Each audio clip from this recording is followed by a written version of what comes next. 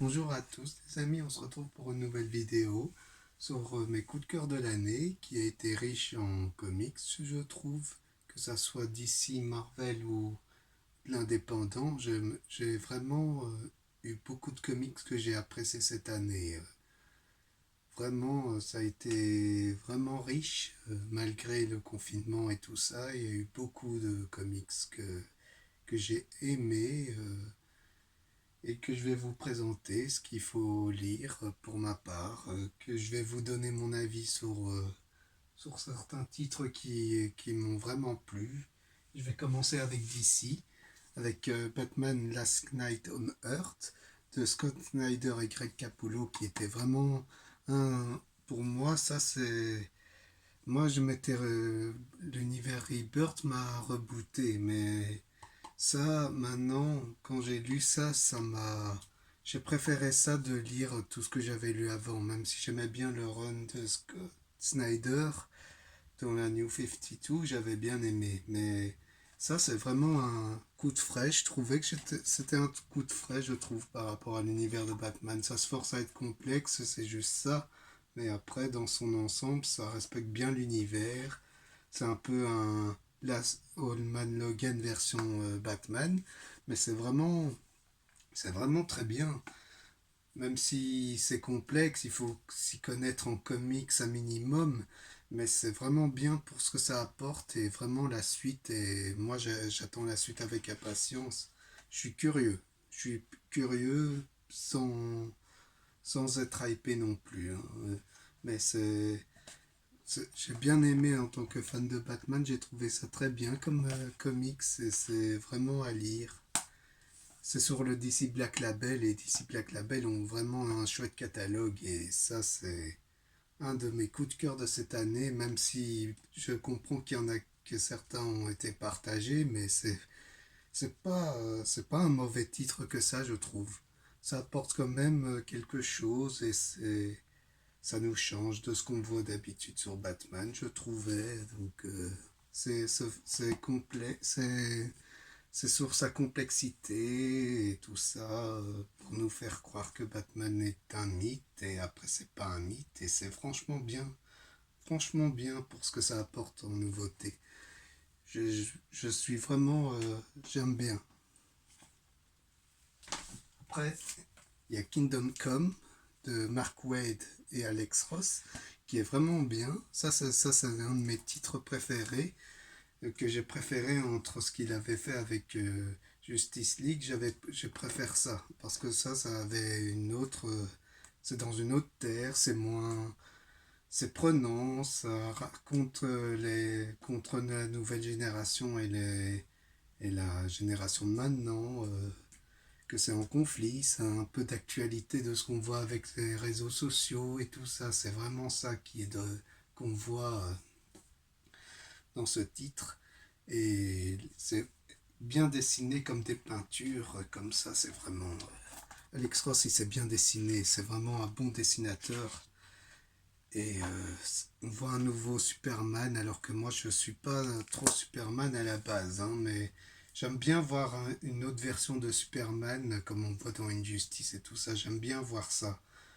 Et, et d'un côté, j'aime bien un Superman comme ça, plutôt qu'un Superman trop lisse et tout ça. Après, je trouve quand même aussi, il faut s'y connaître en minimum en comics, mais c'est, c'est bon pour si vous aimez voir autre chose.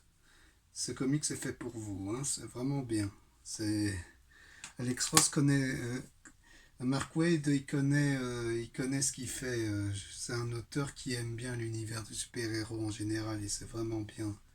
C'est encore sur le DC Black Label que je vous conseille de, de vous intéresser parce que c'est vraiment très bien comme titre. C'est vraiment les titres sont vraiment bien pour. Il faudrait même que j'en lise un peu plus. Pour l'instant, j'ai plein de titres à lire, alors c'est ça qui est pas évident pour moi. Maintenant, on va commencer avec du Marvel. On va commencer avec le Spider-Man, que beaucoup de gens aiment bien. C'est un personnage très, très intéressant pour ce qu'il apporte, hein. Et c'est Spider-Man noir de In et c'est un Spider-Man qu'on voit dans Spider-Man Into the Spider-Verse qu'il faut. C'est un chouette personnage, je trouve. C'est vraiment intéressant et c'est vraiment un coup d'air frais pour le personnage. On voit d'autres interprétations de personnages pas connus. C'est très prenant et c'est un Spider-Man que j'aimerais bien suivre pour son prochain run qu'il va faire. J'espère que Panini va éditer ça et c'est vraiment ça, c'est un de mes coups de cœur que j'ai préféré. J'ai préféré ça que l'histoire d'une vie que j'ai trouvé trop.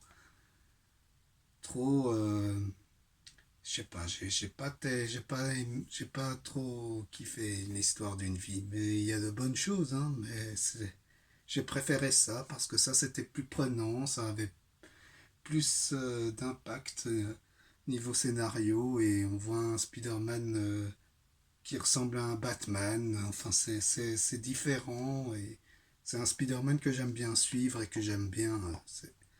C'est grâce à Spider-Man Dimension et tout ça, ce Spider-Man, c'est un de mes préférés avec Superior Spider-Man et tout ça, avec Miles Morales, qu'on va peut-être en parler un jour.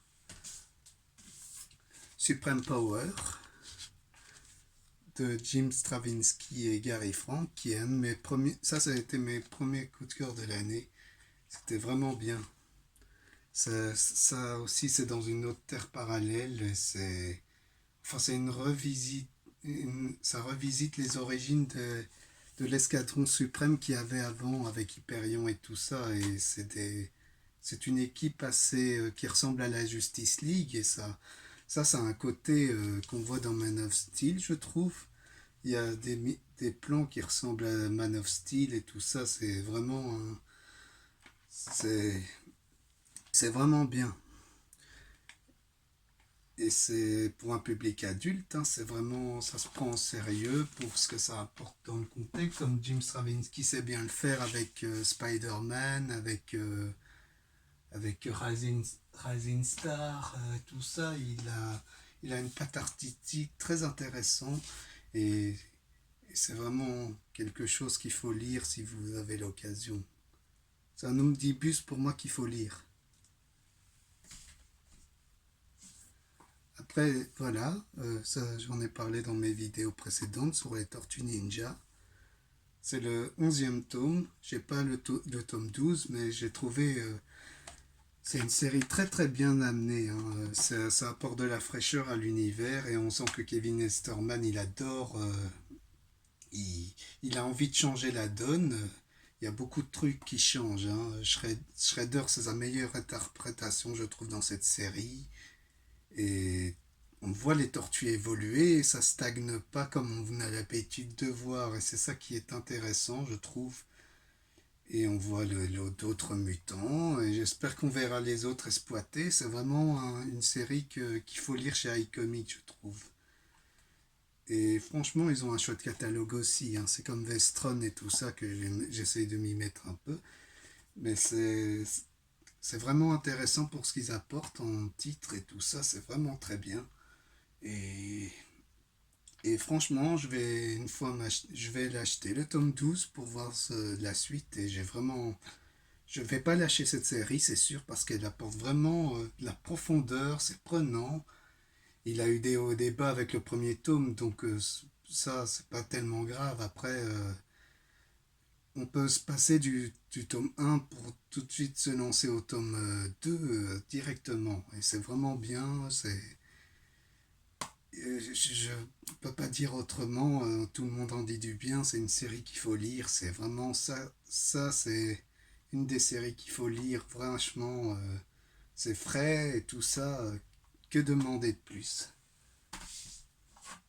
Et Tej Savashore de chez iComics, toujours, ça c'est un comics que j'aime beaucoup, j'ai beaucoup aimé quand je l'ai lu, j'ai pris une claque monumentale, c'est fou, ça, ça ressemble à du American Vampire et tout ça, ça apporte, on voit deux mythes qui s'affrontent, enfin c'est un côté historique comme ça avec le mythe du vampire et tout ça, c'est vraiment prenant je trouve par rapport à ça Et c'est génial, c'est vraiment génial. Ça apporte beaucoup, c'est beaucoup de métaphorique sur l'univers des vampires et tout ça.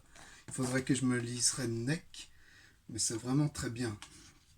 Et c'est un côté manifeste Destiny aussi, je trouve, par rapport à l'histoire et ouais, par rapport à l'histoire.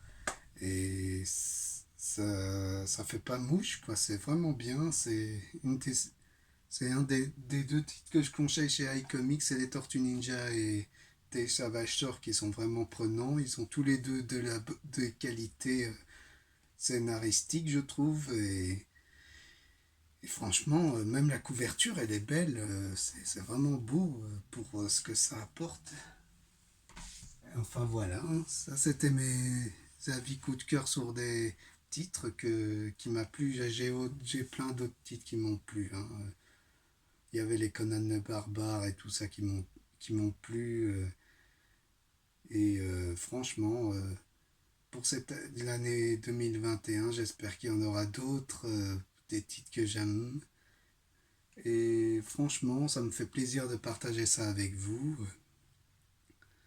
Je suis vraiment content que les vidéos vous plaisent et tout ça, que j'ai une communauté qui me suive. Ça me fait vraiment plaisir. Et franchement, on parlera plein d'autres choses pendant l'année prochaine. J'ai plein de projets en tête. Et franchement, on va parler de cinéma, on va parler de comics et tout ça, on va voir. On va voir. Je vais essayer d'être avec d'autres membres. Ça pourrait être cool de partager ça. Et franchement, je vous remercie tous pour vos soutiens et tout ça. Franchement, vous êtes super tous. Franchement, je suis vraiment content de faire partie de ces gens-là. J'ai pas les mots, quoi. Bon, voilà, c'était la fin de ma vie. C'est la fin de ma vidéo sur mes comics coup de cœur. J'espère que la vidéo vous a plu. Mettez un like, mettez un commentaire si vous avez aimé si vous avez lu les titres et tout ça. Dites-moi ça en commentaire. On pourra voir. Voilà quoi. Partagez votre avis, c'est tout. On n'est pas là pour on n'est pas là pour. On n'est pas là pour la baston, on est là pour partager nos avis, c'est tout, hein. Bon, c'était Darkem 95, on se retrouve pour l'année prochaine pour d'autres vidéos on... et franchement, que demander de plus, je suis content. On se retrouvera bientôt. Allez, salut!